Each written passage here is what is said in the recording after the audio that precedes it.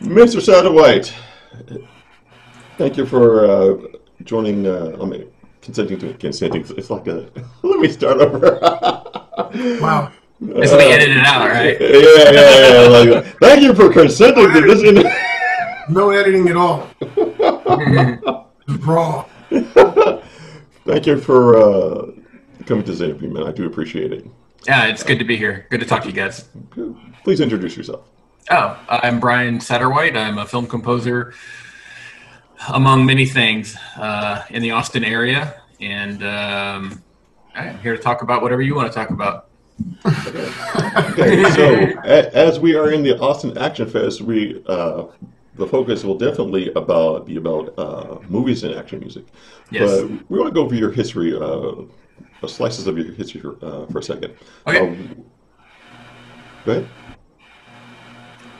Where do you want me to begin? Okay, where'd you get your training? So I went to Berklee College of Music up in Boston, Massachusetts. It's a private music school, and I originally went to school at Sam Houston State University, which is in Huntsville, Texas. And it was right around that time I was really deciding that I wanted to be a film composer, and made the transfer up to Berklee. I majored in film scoring and composition, and then upon graduation, the plan was always to go to LA. All my friends that I graduated with, most of them went to LA, and that was always my plan. But I had some family members in Austin, and they kept saying, "Hey, you should check out what's going on." This would have been in the mid '90s in Austin, Right. Texas, and I really loved. I did the research, did the due diligence, really loved what I saw, and I had made the decision to move to Texas. So, and I've been here now since '98, so I'm going on like 22 years now. So, Got you beat by two. Okay. yeah. Deep in the heart of Texas. So to be clear, do you have a cowboy hat and/or cowboy boots? I have a pair of boots. I do not have a hat. My parents bought me a pair of cowboy boots for the premiere of an IMAX film called Ride Around the World, which was an IMAX film about cowboys. So I figured I couldn't go to the premiere of an IMAX film about cowboys in the state of Texas without my own pair of boots. So I do own a pair of boots, yes. It's very respectful of you. We got to fix this hat situation like ASAP. But all right. That's not the first time I've heard that. Got it. Go ahead, chill. I'm here just helping out. Hey, You're the host. see, this is where, yeah, no, you're not here, you're not helping with this one. No, son. Anyway, so from '86 to now, I still haven't had a cowboy hat. I still haven't had cowboy boots. The only boots that I even close to have are Tim's. No. See, it's the '90s stereotypical black man thing. Tim's, son, Tim's. But go ahead, sir. I digress. That's the point. We're gonna fix that. We're gonna fix all of that. So you got here. You came to Austin. You obviously love something about the place. Yeah. I mean, the thing that attracted me the most is kind of the small knit community, the hands-on. There's a really strong community of filmmakers here. They're always willing to help and always willing to mix up and mingle and have fun and make movies. I think the business of making movies here is just based on that community and having fun. And I always told myself if I needed to move away from Austin at some point in time, I think I'd be prepared to do that, but I haven't after 22 years. So I think that means things have been going pretty well. And I've been involved with just a lot of different things. Not only do I write film music, I write about film music, I lecture. I used to teach at the University of Texas for a few years. I had my own radio show for 14 years here in Austin where I broadcast film music every week. And I'm currently writing a book right now on film music. So there's a lot out there. I try to say that I like to preach the gospel of film music as often as I can, and whatever means that I'm able to do that. Right. And it includes interviews such as this. I try to get on board and do that. Thank you, sir. It's much appreciated. But like we previously mentioned, I listen to your interviews, by the way, on that wonderful little classical music station, and music is, I wouldn't say it's one of the essential parts of filmmaking, but it's a critical one. You can have a film without music. Yeah. At the same time, it's another sensory layer. I do like to say I love being a composer. I love the filmmaking process because it's a collaborative experience. It's really one of the only true collaborative art forms out there. I love actually working with directors, and when a director kind of nitpicks at the music and gives me a vision and changes things, I really enjoy that because depending on the directors I work with, which I have had great experiences, the music in the film gets better, and it's really cool to have that influence on a movie. But you're right, I call it's only a slice of the art. Music is only one particular slice of it, but it's a really important slice, and I love that responsibility of call it like breathing life into the film. So what's the most difficult thing about working with a director or somebody when you're trying to create music for them? Is it do you run into issues maybe where they don't have a vision and that's the most difficult thing? Or sometimes, but that can be okay. I've talked to directors that say, I don't really know what I want. And I tell them, that's fine. We'll discover that together. And I have, tricks and ways to kind of take us down that path so that I can kind of figure it out for us both. I think that just the biggest difficulty between working with a director, and this is true whether they're a first timer or they've directed 100 movies, it's just communication. And I tell all my students when I teach and I lecture, I tell my students that the number one skill you need to have to be a successful composer is communication. To be able to speak your own ideas and to be able to listen to other people's ideas and interpret them, because a lot of times people don't always say what they mean. Right. So you have to know what they mean by the language that they're using. So it's communication that's always difficult, but it's not a bad thing. Again, I think it's a wonderful part of the process. It's my favorite. My favorite part of the film scoring process is talking with directors, sitting down, learning about their characters, learning about their stories, giving them my ideas. I've had some really great just filmic conversations with directors on movies that I'm about to score, and that path and that journey is very rewarding. It makes scoring easier. The more I talk, the more information I get from a director, it just makes the scoring process that much easier. But when does that conversation need to happen? Early as possible. Yeah, early as possible. I try to convince directors, get your composers on board in pre-production if you can, because those conversations are so valuable. As a composer, I try to learn the movie as well as the director does by the time I'm scoring it, and that's not always possible given the time I have. But if you get a composer on board early enough, I'll get that time, and I will take that time to learn the story, learn the characters, learn the motivations, learn the director's vision. So when the time comes to actually lay down the music, it's almost easier because of that, because I have that background from the director. But as early as possible, but that's not always possible, because I've gotten plenty of films where like, hey, I'm in a jam, whatever, I got into a festival I wasn't expecting to get into, and I need this in 2 weeks. Can you do it? Oh yeah. I mean, I've been in that situation too. And I try not to skip those important steps of communication. I still try to communicate and talk, but it's just got to be sped up a little bit because we don't have much time. Exactly. So in related to action movies, what is your criteria as far as sound, as far as music, in the action film or action genre of making music? I don't know if I have. There is a criteria. I don't know if I have a criteria per se.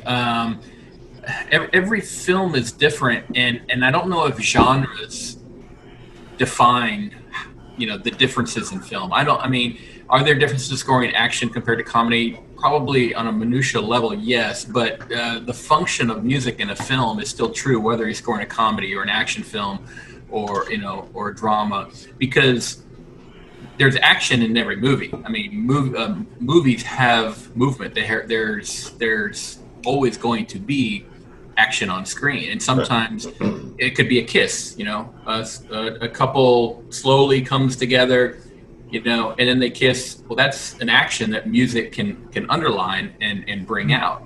So it's not an action film per se, but there is Right. action pertaining to the film. So there's always going to be Right. those elements. However, being in the action genre, yes, you kind of are doing that a lot. You're taking the action. If the whole point of the movie is to showcase amazing action, Right. it would stand to guess that music should be behind it to support that, deliver that, and make it a very positive, rousing experience. Okay, so pause for a second. Yep. Where you're moving is a little bit too much. I'm not sure if the camera is keeping up with it or. Okay, I'll be still. Okay, I don't want you to look bad. So, I get impassioned. hey, I mean, I'm not sure how I look if I'm going fast, but okay. I just want to make sure that. Okay. So and action. I try. Go ahead. So you're talking about how the appropriateness of movies, I mean, action in movies and music. Um, so when do you think it's overdone in I guess in Well, action in movies in general? When is it overdone? when the film or the scene doesn't need it. I mean, music is essentially a crutch. It's a device used to help a director in a number of different situations. And so when music is used, it's usually to facilitate something that is not achieved alone through the acting, the writing, the camera angles, and the editing alone. There needs to be some other element to make that tangible connection between the audience and the picture. Okay. So I, as a composer, I'm constantly looking for moments in a movie that don't need music, because those to me are the most precious. They're the most pure and the most honest. Okay. And I don't want to put music into a scene that is just working flawlessly. Like if a director tells me their vision, say, well, here's my goal for this scene. I want to do A, B, C, and D. This is how I want the audience to react, and this is what I want. And I'll use my expertise to evaluate that scene. I say, hey, it's already doing that. Everything that you want is already happening right here, right now. I don't want to touch it with music. There's nothing I can do anymore because it's already there. Right. Now, if he says, I want to do A, B, C, and D, and A and B are there, but C and D, yeah, I'm not getting that at all without music. Okay, that's when I come in. Let me try to deliver those points to the Right. audience. And so I don't want to overscore a film. I don't. If the scene doesn't need music, I don't want it there. Right. That's true not just as a composer, but as an audience member too. I love movies. I watch them daily, and I want to be able to just soak up the purity of film. And just because I'm a film composer, I don't want to hear music throughout the whole movie. If wall-to-wall scoring will kill music. Silence is more important than music is, because it refreshes the palate and makes it make it last longer. Now, we had this conversation the other day about the lack of sound, or when sound is or isn't appropriate. And my example was at the end of Endgame and Iron Man. Mm-hmm. When they killed, the sound was awesome. The film people, we caught it automatically. The regular audience may have not caught it as much, but I caught it like that. And I was like, I know this is a sad scene, but are they actually going to put music throughout the entire thing? No, it was dead silence except for the hearing the fire, hearing Rhodey's suit come in, landing, all the other stuff that should have been in the scene. But as far as music, ambient sound, that was it. And as a composer, I'm very in tune to that. I think all composers are. Sound is a functional cousin to music, because there's some things that sound can achieve as well. And I usually default to sound first. If sound can fulfill some of these goals that needs to occur, then I'd rather that happen than music. And there's a lot of great cinematic experiences where the awareness of the environmental sound coming to the foreground really heightens the scene. And that's exactly what you're talking about there at the end. Oh yes. So, what other things that you've done that are related to scoring that are outside of movies that actually help you within the genre? I mean, I know we're action focused, but is there, for example, I know 3D modelers, right? They do actual physical sculpting. So when it comes to actual making the 3D versions of that, they're much better. What can you use to enhance your skills as a composer? I think the first and foremost advice that I give in this area, and this is true of all the lectures that I've given, all the students, all the advice that I've given, when I get somebody that says, hey, I want to be a film composer, what should I be doing? I say the same thing over and over again and have for the last 25 years, and that's watch movies. Watch them a lot. I mean, get on a steady diet of just gorging on cinema, and not just the movies that you like, right, but movies that you think you may not like. All genres, excuse me, all decades, all countries, and experimental, narrative, documentary, you name it. Just gorge on it and learn from that, because there are so many opportunities in film. All the lessons that there is to know about how to score movies or how to write music, they're already there. You just have to go out and gorge on it. And even if you're not hyper focused on the music while you're watching, and I'm not recommending sit there with a notebook and take notes and just focus on the music. Just enjoy the film, and the lessons that it has to give will definitely seep in subconsciously. So I think that's integral to becoming a good film composer, is you have to watch movies. Right. The other thing is just to keep writing music. One of the hardest parts about this job is that depending on your schedule, my schedule fluctuates dramatically throughout the year. There are times when I'm working on 3 or 4 projects at once, and things are just absolutely bonkers creatively, and I'm writing 12, 14 hours a day. And then there's times when it's not. I might only have 1 project, or it's even 0, which is pretty rare. But and so because of that, you want to still keep writing music. Right. If you don't have a film to score, don't let that be an excuse to not still be writing. It doesn't ever have to leave your computer. I can work all day on something and literally just put it on my hard drive and let it store there, and then never think about it ever again. It doesn't matter. The whole point is just the act of creating music. You want to always be doing something. That reminds me, I think was it Kanye West that said he made a beat a day, like an extended period of time? It was like he was making a track a day or something like that. Nice. Something insane. Yeah. And it was like, it's the repetition. He didn't say he released it. Right.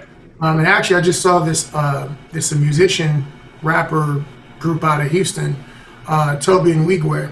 Yes. And he got famous because he was doing, it was this challenge, the So Gone challenge or whatever, where he was rapping every single week. He had to come up with a new track or a rap to a thing. Well, he did the one to that beat that one week, and then it got like a crazy response. And his mentors was like, keep doing that. And so then every single week they had to create another beat. He had to create another rap, and it was just like that consistency, and he was putting all that out in front of people, and it turned into success for him. And I know a lot of film composers that do similar things. They'll write a library track a day. Like I have friends that write a lot for different libraries. It's not something I have done a whole lot in my career, but you can make a good living at it if that's your thing. And I know guys that just sit down every day, write a new track, minute long, minute and a half long, and then add it to the library. Just that level of just churning out music at a constant rate is practice. I mean, if you're going to be good at a sport, if you're going to be good at anything, you got to practice, right? And it's the same thing with music. I think a lot of people mysticize a lot of the arts, and so it becomes like, oh, the muse of inspiration struck me. And it's like, when it comes to me, I'm like, hey man, like what if you're working though? If you're trying to make money, you have to be able to activate the muse. Like to be a professional means you have to work with some level of a deadline. Yes. It's not always going to be that I felt inspired that day. And I love when I'm on set doing fight choreography or whatever, but I can admit that every time I go to set, I don't always want to be there. Maybe I had a rough night or whatever, but the people that I'm working with are still expecting me to perform like a professional because it's a job. So I think that that's something that a lot of people miss when it comes to music. People who just, you know, rappers, singers, producers, people miss that part. So yeah, that's being professional on tap. Yeah, most definitely. And I have people ask me that all the time. You know, what do I do about, you know, the blank canvas syndrome, or if I'm not inspired? And I can honestly tell them that never happens. I learned, and it's only because I learned that lesson a long time ago. I'll never forget my very first film score. I graduated Berklee and moved to Austin. The very first short film that I ever got as a paid composer. And, you know, I was so excited. I loved the film. I was working on it for a full day. Literally trashed everything I did. You know, I worked all day, day number 2, trashed everything. I was getting really frustrated. Nothing, you know, I had the blank canvas syndrome. Nothing I wrote was good enough. And then finally the third day, that same thing happened. I was like, what did I get myself into? Like, I'm not good enough for this. Everything I wrote was garbage. And I was moping around the apartment. And my wife at the time got so sick of me coming out of the room and complaining and moping. She literally yelled at me and said, get back in there and just do it. I'm tired of this. Get back in there and do it. And I was like, yeah, but she's like, no, I don't want to hear it.